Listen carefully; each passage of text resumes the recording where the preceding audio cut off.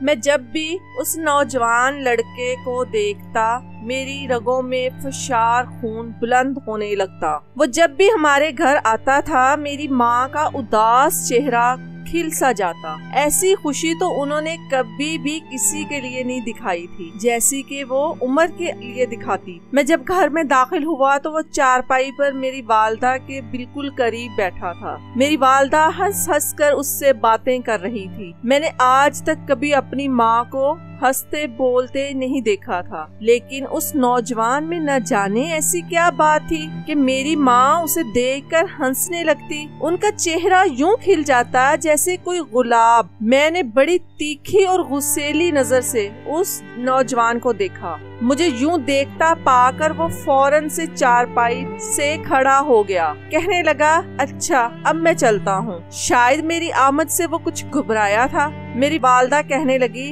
بیٹھو بیٹھو، ابھی نہیں جانا۔ آج تو میں نے تمہاری پسند کا سرسوں کا ساگ بنایا ہے اور مکی کی روٹی بھی بنائی ہے۔ رکو، ابھی تمہیں کھانا لا کر دیتی ہوں۔ میری والدہ کی بات ابھی یہیں تک پہنچی تھی کہ ان کی مجھ پر اب نظر پڑی۔ مجھے دیکھتے ہی جیسے ان کا مسکراتا چہرہ دوبارہ سے اداس ہوا تھا۔ ان کی بولتی زبان بند ہوئی تھی۔ میں صبح کا گیا اب تھکا ہارا لوٹا تھا، لیکن میری ماں کے چہرے پر مجھے دیکھ کر پھیکی سی مسکراہٹ تک نہیں پڑی۔ نہ ہی مجھ سے یہ پوچھا کہ بیٹا تمہیں بھوک لگی ہوگی، جاؤ ہاتھ منہ دھو لو۔ انہیں بس عمر کی فکر تھی۔ میں نے بھی بنا لحاظ کیے عمر سے کہا کہ تم تو جا رہے تھے نا، ابھی تک گئے کیوں نہیں؟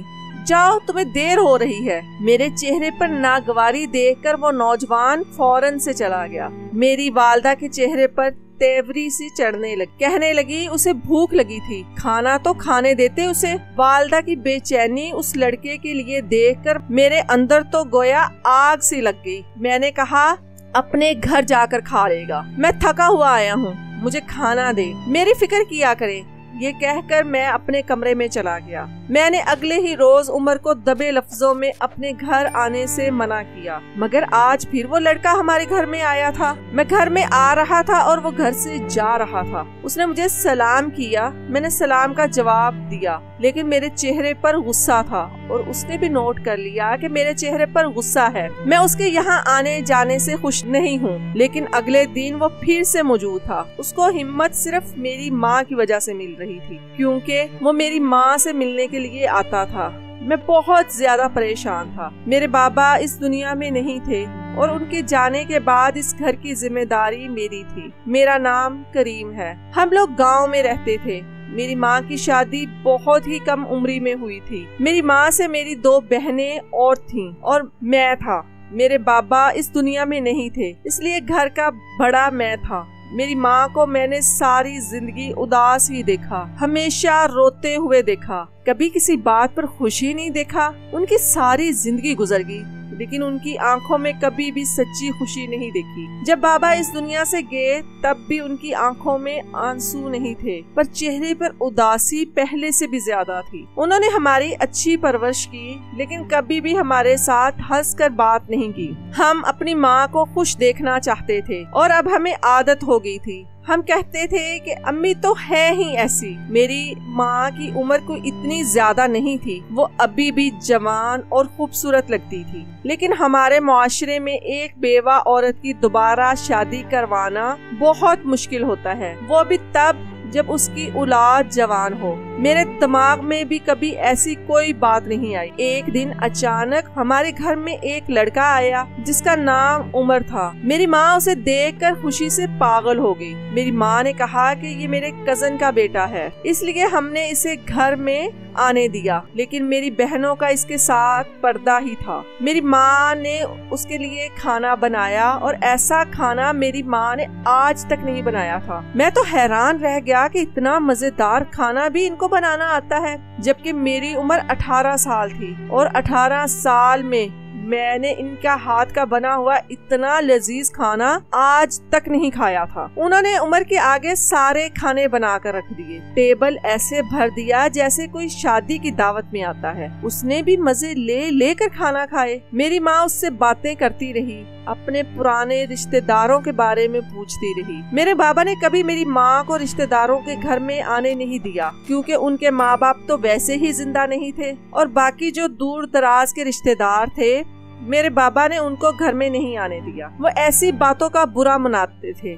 वो कहते थे कि घर में जवान बच्चियां हैं, इसलिए बार बार लोगों का आना जाना अच्छा नहीं है। मेरी भी यही सोच थी। और ये लड़का मेरी माँ की कजन का बेटा था, उनके किसी भाई या बहन का बच्चा भी नहीं था। कजन के साथ खूनी रिश्ता होता है, लेकिन हमारे यहाँ इतना ज्यादा अहम नहीं समझा जाता, बस खूनी रिश्तों को ही अहमियत दी जाती है। और फिर आगे से कजन का बेटा, जिसको हमने आज तक जिंदगी में कभी नहीं देखा, लेकिन अब वो हमारे घर में आता जाता था, और जैसे ही घर में दाखिल होता था मेरी माँ की खुशी दुगनी हो जाती। उनके चेहरे पर मुस्कुराहट आती थी। हम तो ये तक भूल गए थे कि हमने अपनी माँ को आखिरी दफा मुस्कुराते हुए कब देखा था। लेकिन अब जब से वो हमारे घर में आ रहा था मेरी माँ बहुत ज्यादा खुश थी। यहाँ तक कि मेरी माँ बीमार भी रहती थी। उनको कोई बीमारी हो गई थी जिसमें अचानक से उनका ब्लड प्रेशर लो हो जाता था। डॉक्टर ने यही कहा था कि परेशानी और टेंशन लेने की वजह से उनका ये हाल हो गया है। लेकिन आजकल वो बहुत खुश थी।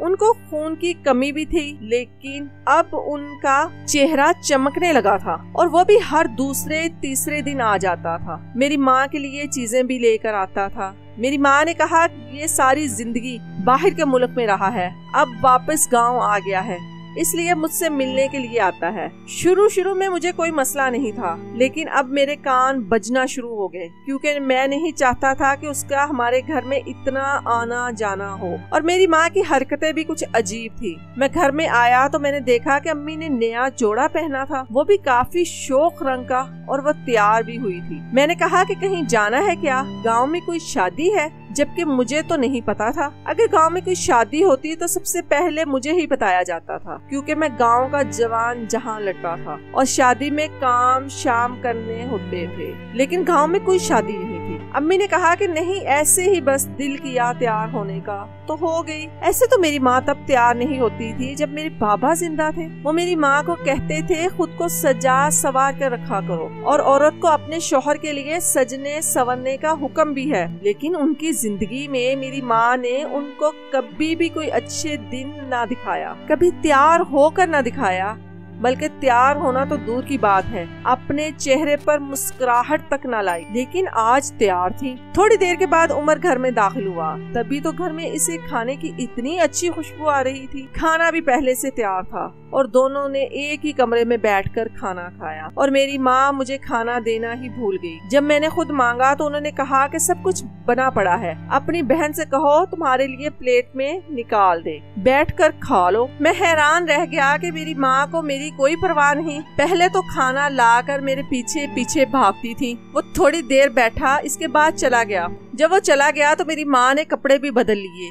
मेरी बहन ने मजाक में कह दिया कि आजकल तो आप खुश रहती हैं, जब से उमर भाई आ रहे हैं आप तो बहुत ज्यादा खुश हो गई हैं। मेरी माँ ने कहा कि हाँ बिल्कुल, अल्लाह का शुक्र है, मैं बहुत ज्यादा खुश हूँ। लेकिन मुझे ये सब कुछ ठीक नहीं लग रहा था। वो मेरी माँ के लिए बहुत से तोहफे भी लेकर आ रहा था, मेरी बहनों के लिए भी चीजें लाता, लेकिन माँ के लिए खुसूसन ज्यादा ही चीजें लेकर आता था। शौक रंग के कपड़े, जूते, ऐसी चीजें जो अम्मी ने सारी जिंदगी न पहनी थी, ना ही किसी से मांगी थी, और ना हमें ऐसा लगता था कि इनको ये चीजें पहनने का शौक है। लेकिन अजीब बात थी कि वो चीजें लेकर आ रहा था तो अम्मी को बहुत ज्यादा पसंद भी आ रही। वो पूरा दिन घर में उसी की बातें करती रहती, कहती कि वो ऐसा है, वो वैसा है, वो बहुत अच्छा है। अम्मी की जुबान पर बस इसी का मौजू होता। जैसे मैंने पहले बताया कि मेरी माँ हमेशा उदास ही रही, हमसे ज्यादा बातें भी नहीं की, लेकिन आजकल बातें करती रहती। खाना पकाते हुए भी, खाना देते हुए भी, घर साफ करते हुए भी बस उमर का ही जिक्र उनकी जुबान पर होता, और ये बात मुझे मजीद परेशान कर रही थी। मेरी बहनें भी हंसी मजाक करते हुए कह रही थी कि उमर तो आजकल हमारे घर में बड़ा ही मशहूर हो गया है,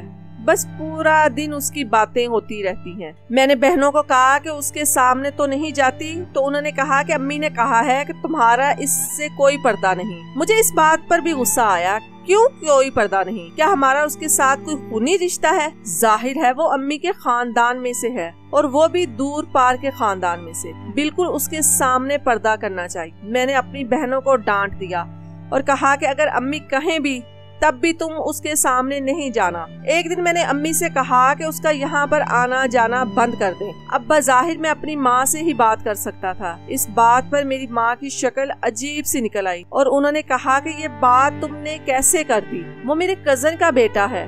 میں نے کہا کہ کزن کا بیٹا ہے تو کیا ہو گیا؟ آپ کا بیٹا تو نہیں؟ کیوں آتا ہے وہ اس گھر میں؟ اور اگر آپ سے ملنے آتا ہے تو مہینے بعد آئے، 4 مہینے بعد آئے، 5 مہینے بعد آئے، یہ تو ہر دوسرے دن ہمارے گھر آیا ہوا ہوتا ہے، یہاں پر بیٹھتا ہے، کھاتا ہے، پیتا ہے۔ میری جوان بہنیں پھر رہی ہوتی ہیں۔ میری ماں نے کہا کہ تمہاری جوان بہنوں کو اس سے کوئی خطرہ نہیں۔ میں نے کہا کیوں کوئی خطرہ نہیں ہے؟ کسی کو بھی خطرہ ہو سکتا ہے، بات صرف جوان بہنوں کی نہیں۔ میری ماں نے مجھے عجیب سی نظروں سے دیکھا، جیسے سمجھ گئی ہوں کہ میں کیا کہنا چاہتا ہوں۔ انہوں نے کہا کہ اس کا اس گھر میں آنا جانا بند نہیں ہوگا، نہیں تو میں مر جاؤں گی۔ میری ماں نے نہ جانے یہ بات کیا سوچ کر کہی۔ مجھے مزید غصہ آنے لگا کہ اگر وہ اس گھر میں نہیں آئے گا تو میں مر جاؤں گا، اگر وہ اس گھر میں آئے گا تو میں مر جاؤں گا۔ میری ماں نے کہا کہ اب کہیں جا کر تو میں خوش رہنے لگی ہوں اور تمہیں میری خوشی سے تکلیف ہونے لگی ہے۔ مجھے میری ماں کی باتیں بالکل سمجھ نہیں آ رہی تھی۔ میرا دماغ اسی طرف جا رہا تھا جس طرف جانا چاہیے تھا۔ میری ماں کی باتوں کا اور کوئی مطلب نہیں ہو سکتا تھا۔ وہ کیا کہنا چاہتی تھی؟ میں نے اپنے دوست سے اس بارے میں مشورہ کیا، لیکن اس کو یہ نہیں بتایا کہ یہ میرے گھر کی کہانی ہے۔ میں نے کہا کہ ایک دوسرا دوست ہے جس کے ساتھ اس طرح کے معاملات چل رہے ہیں، تم کیا کہتے ہو؟ میرا دوست بھی دکان میں بیٹھنے والا آدمی تھا، پورا دن بازار میں ہی بیٹھتا تھا۔ اس کو پتا چل گیا کہ میں اپنے ہی گھر کی بات کر رہا ہوں، لیکن اس نے میرا پردہ رکھ لیا اور اس نے کہا کہ یار دیکھو، تمہاری ماں ابھی جوان ہے اور کم عمری میں ہی بیوہ ہو گئی ہے، اور جیسے تم بتا رہے ہو کہ پہلے بالکل بھی خوش نہیں رہتی تھی لیکن آج کل خوش رہتی ہیں۔ بس میں کچھ نہیں کہنا چاہتا ہوں، تم اس انسان کا گھر میں آنا جانا بند کروا دو۔ میں دل میں سوچنے لگا یہ تو کرنے کی میں کوشش کر چکا ہوں، اب شاید مجھے خود ہی اس سے بات کرنی چاہیے۔ جب ایک دن میرے اوپر قیامت ہی ٹوٹ پڑی، میں گھر میں دیر سے داخل ہوا تو میں نے اپنی بہن سے پوچھا کہ امی کہاں ہیں، تو کہنے لگی کہ وہ کمرے میں بیٹھی ہیں اور عمر بھی آیا ہوا ہے۔ میں نے وقت دیکھا تو رات کے 9 بج رہے تھے۔ وہ آگے پیچھے بھی آتا تھا لیکن 9 بجے سے پہلے چلا جاتا تھا۔ اب اس کا یہاں پر کیا کام تھا؟ میں کمرے میں جانے لگا لیکن میری نظر کھڑکی سے پہلے ہی کمرے کے اندر چلی اور جو منظر میری آنکھوں نے دیکھا میں وہیں پر ساکت ہو گیا، کیونکہ عمر نے میری ماں کی گود میں سر رکھا ہوا تھا اور میری ماں اس کا سر سہلا رہی تھی۔ دونوں کی آنکھوں میں آنسو تھے۔ میں نے دروازے کو زور سے لات ماری اور میں اندر داخل ہوا اور میرے منہ میں جو آیا میں نے بول دیا۔ عمر کو بھی اس کے گریبان سے پکڑ لیا اور کہا کہ تیری اتنی جرت، نکل جا یہاں سے۔ میری ماں مجھے روکنے لگی تو میں نے اپنی ماں کو کہا کہ آپ کو کیا ہو گیا ہے؟ کیا کر رہی ہیں آپ یہاں؟ آپ کو شرم نہیں آتی؟ پھر میں نے عمر سے کہا کہ تم نے غیرت بیچ کے کھائی ہے؟ اپنی ماں کی عمر کی برابر عورت کے ساتھ تم اس کے کمرے میں کیا کر رہے ہو؟ میں اس قدر بے اختیار تھا کہ میرا جی چاہا کہ میں عمر کا گلا دبا کر جان سے ہی مار ڈالوں۔ اس کی ہمت کیسے ہوئی تھی یہ سب کرنے؟ میری آنکھیں اس وقت لہو برسا رہی تھی۔ میں اس قدر غصے میں تھا کہ لگ رہا تھا غصے سے پاگل ہو کر کوئی غلط قدم اٹھا بیٹھوں گا۔ میں نے اپنی ماں سے کہا کہ اس گھر میں جوان بچیاں رہتی ہیں اور آپ کس طرح کی حرکتیں کر رہی ہیں؟ کون ہے یہ لڑکا؟ کیا تعلق ہے آپ کا اس کے ساتھ؟ مجھے یہ بھی نہیں پتا کہ یہ آپ کے کزن کا بیٹا ہے بھی یا نہیں۔ میں بولتا چلا جا رہا تھا کہ میری ماں نے میرے منہ پر ایک تھپڑ دے مارا۔ ماں نے بری طرح رونا شروع کر دیا اور اس کے بعد مجھے ایسی بات بتائی میں اپنی ہی نظروں میں گر گیا۔ میری امی نے کہا کہ تیری اتنی زبان کھل گئی ہے کہ آج تو نے اپنی ماں پر ہی الزام لگا دیا۔ تیرے لہجے کے تیر میرے دل کے آر پار ہو گئے ہیں۔ مجھے یہ سب کچھ کبھی نہیں بھولے گا۔ تیرے باپ سے زبردستی میری شادی کروائی۔ میری پہلے سے ہی شادی ہو چکی تھی، بہت کم عمری میں، لیکن وہ شادی میری پسند کی تھی، پیار کی تھی۔ اس انسان سے میرے ماں باپ نے میری شادی کروا دی۔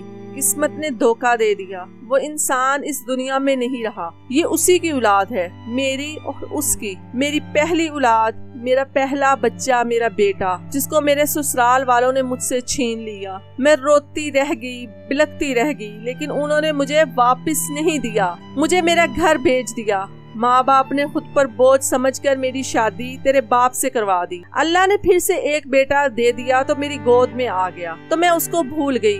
2 बेटियां भी दे दी। मेरा शौहर भी इस दुनिया से चला गया। मेरी जिंदगी में इतने दुख थे तो कैसे मुस्कुराती मैं, सारी जिंदगी रोते हुए गुजार दी। मुझसे कसम ले ली थी कि मैं इस तक पहुंचने की कभी भी कोशिश नहीं करूंगी, लेकिन जब इसको मेरे बारे में पता चला तो ये खुद मुझ तक पहुंच गया।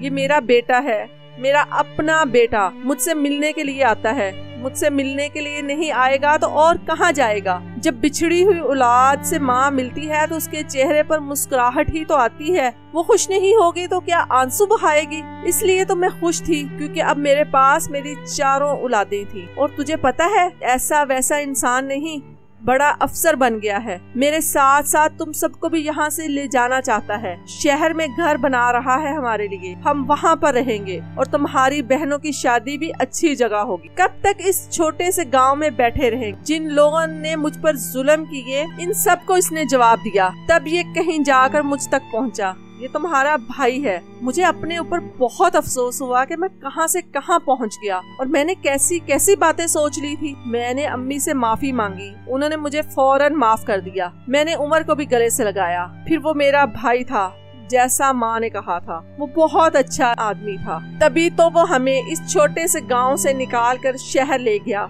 उसने हमारे लिए बड़ा सा घर बनाया और बहनों की भी अच्छी जगह शादी कर दी। हम दोनों भाई मिलकर कारोबार करते। मेरी माँ भी बहुत खुश रहती। सबसे अच्छी बात तो ये है कि हमने अपनी माँ को खुश देखा, ये बहुत बड़ी बात है। मेरी माँ ने बड़े दुख झेले थे। 2 ससुराल मिले, दोनों ही बुरे। शौहर मिले तो जल्द ही छोड़कर चले गए। मेरी माँ जैसी किस्मत किसी की भी ना हो, लेकिन अब हम उसे हमेशा खुश रखेंगे। ये हम दोनों भाइयों ने इरादा कर लिया है और मेरी माँ आजकल बहुत खुश रहती है और उनको खुश देखकर हम भी खुश हो जाते हैं। इसलिए कभी भी बिना किसी तहकीक के कुछ ना सोचा करें, पहले सही से बात की तहकीक कर लें। जो कुर्बानी मेरी माँ ने दी, शायद बहुत सारी खवातीन औलाद की खातिर ऐसी ही कुर्बानियाँ देती हैं और बहुत सारे मर्द भी देते हैं। तो जब रिश्तों में गलतफहमी पैदा हो जाए तो बैठकर आपस में बात कर ले और गलतफहमियों को दूर कर ले। ऐसा ना हो कि कुछ गलत हो जाए और रिश्ते टूट जाएं और हकीकत पता चलने पर पछतावा हो, क्योंकि अक्सर औकात जो कुछ आंखें देखती हैं और हमारा ज़हन सोचता है वो ठीक नहीं होता, सच कुछ और होता है।